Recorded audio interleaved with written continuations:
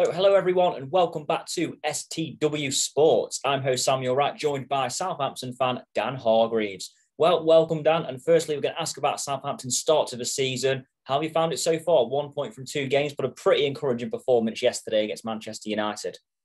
Yeah, I think, well, first of all, thank you for having me. But yeah, based on the first 2 games, promising signs yesterday. The Everton game was disappointing. I mean, the only positive I guess you can take from that is the debut goal for Adam Armstrong. Good to see him up and running straight away, and a good game again yesterday against United. I did say that I thought we would get 4 points from our first 3 games, thinking we'd get a draw at Everton, lose to United, and then win next week. But we're still on course for that, so we'll see. But yeah, definitely positives from yesterday. I mean, obviously, the big news recently, James Ward-Prowse signing a new deal. Obviously, Ward-Prowse's been at Southampton his whole career. How good news is that for the club, in your opinion? Oh, it is huge. It squashes any doubt that he was going to go this summer. I do feel like he'll have maybe this season, potentially one more, and then go off for bigger things. But, he's a Southampton boy. He's been here since he was 8 years old. And it's nice to see that he wanted to just confirm that he will be staying by signing another long-term contract. He signed a 5-year contract last year, which is why, it completely surprised everyone. It took everyone by surprise. It was completely out of the blue. But yeah, no, great news. And now we can focus on the football from him for this season, because obviously with a week left, 2 weeks left of the window, no one knew what was going to happen.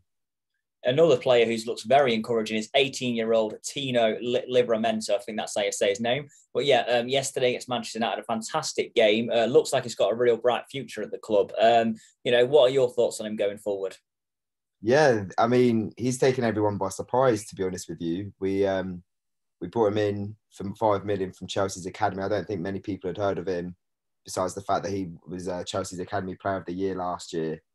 But, as soon as you're getting linked with this player that you've never heard of, you've got Chelsea fans raving about him. You're getting a little bit excited, but knowing that he's a right back.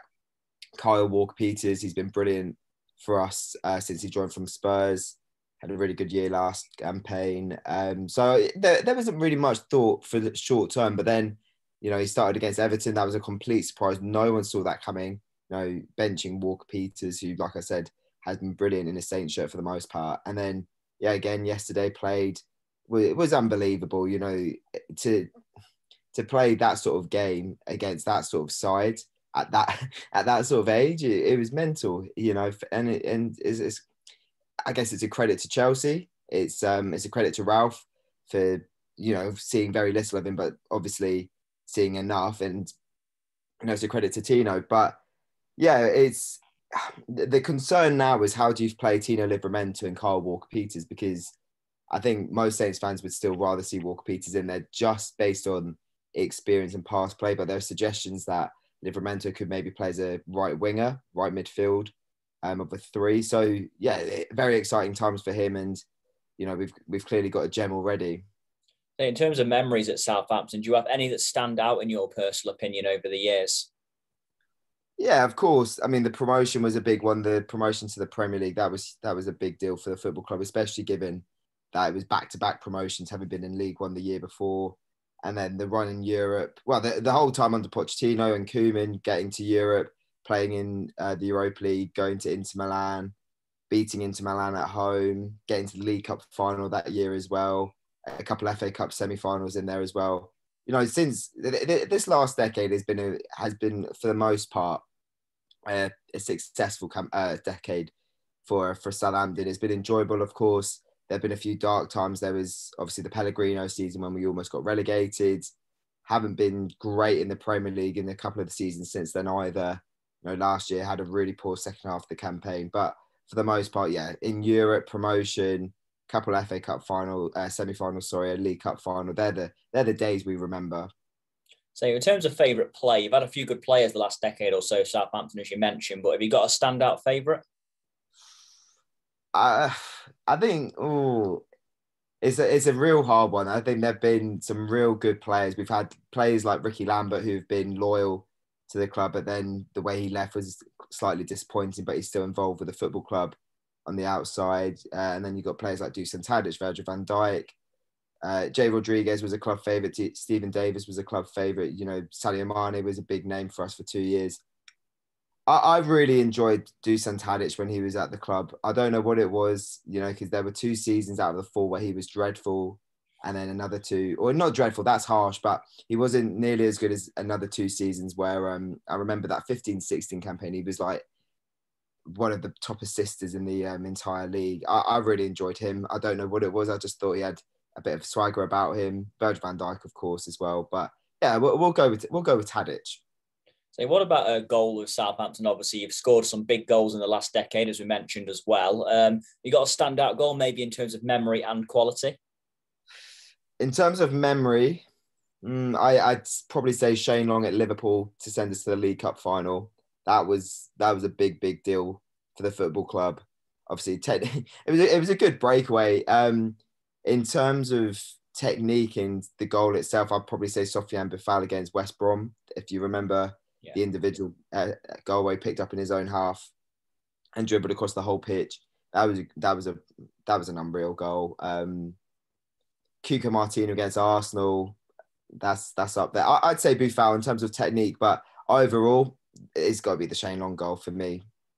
Yeah, no, fantastic memory, of course. And as for that League Cup final, I do want to ask about that. I mean, obviously, it did end in defeat, very disappointingly, but it was a fantastic game. And what memories do you have of that, of course, especially when Gabardini scored that fantastic second goal? I remember, obviously, it seems like naivety with a bit of hindsight, but I remember being very confident. And I think a lot of the fan base were confident for that game. I feel like everyone thought it was written in the stars that we were going to go on and win it. We weren't in the best of form at the time in the Premier League, but it was something about the fact that it was our first League Cup final for a very long time. It was our first final for over a decade at the time. Our only major trophy had been won against Manchester United. You know, there were just a few little narratives that were making people think, okay, this could be our day. I don't think United were the stellar side that you would have expected or that they were before at the time either.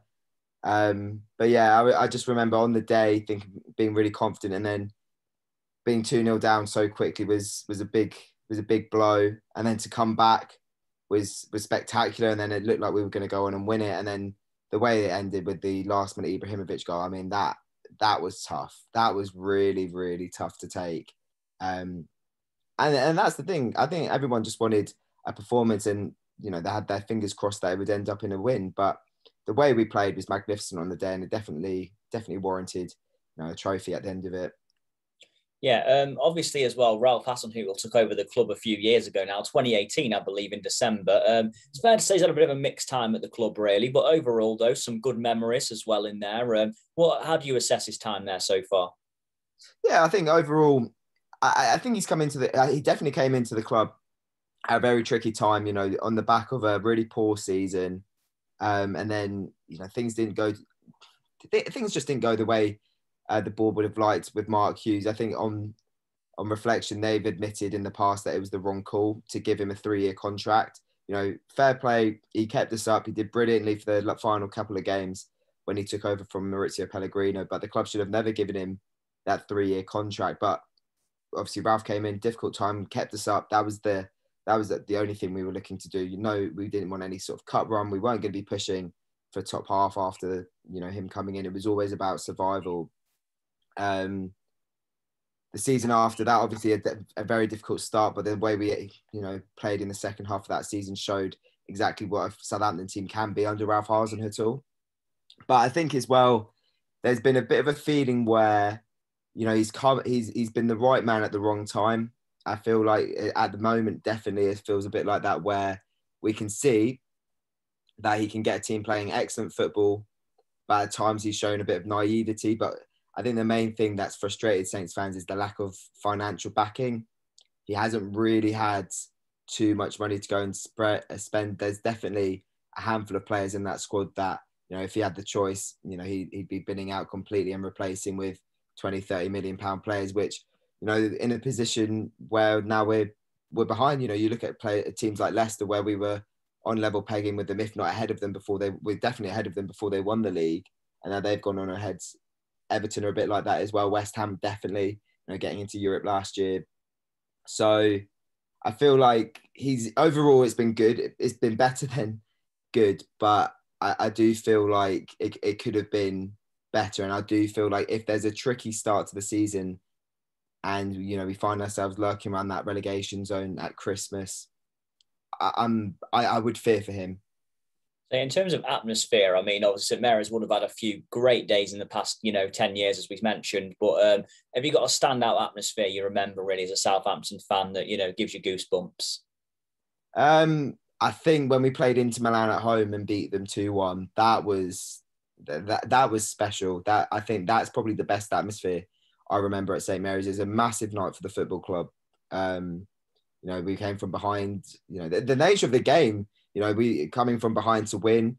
They were favourites. It looked like at the time we were going to go on and get to the knockout stages after that win.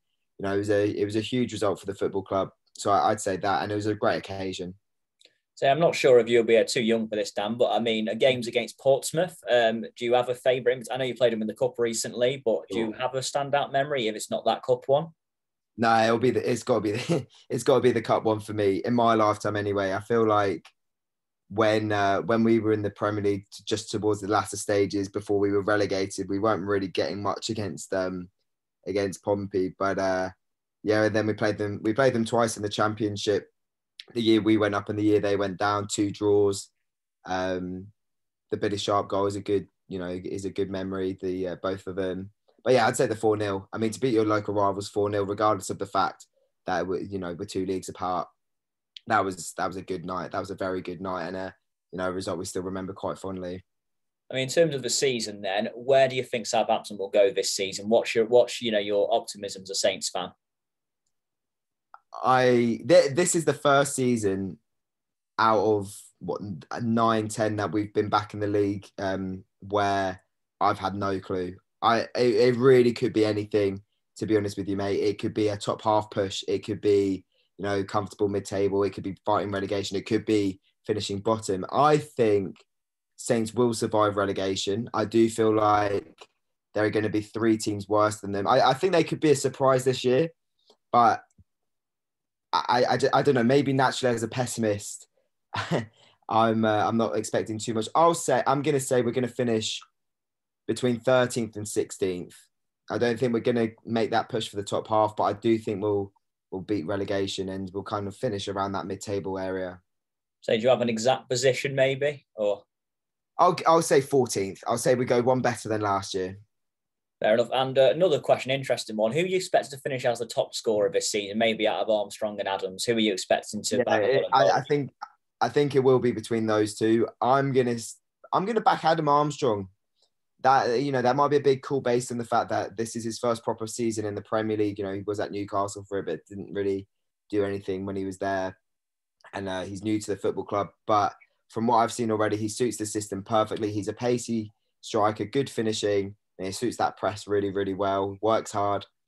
Shay Adams, I do like him, but I feel like his finishing lets him down a little bit. He misses a lot of chances. So I think Armstrong will nick it, but I do think both of them have a good season. And I think early signs, it's a good partnership. Brilliant. Well, that's all we've got time for, Ronnie, but thank you very much for joining me, Dan, and good luck to Southampton for the rest of the season. Yeah, my pleasure, mate. Thank you for having me. No problem.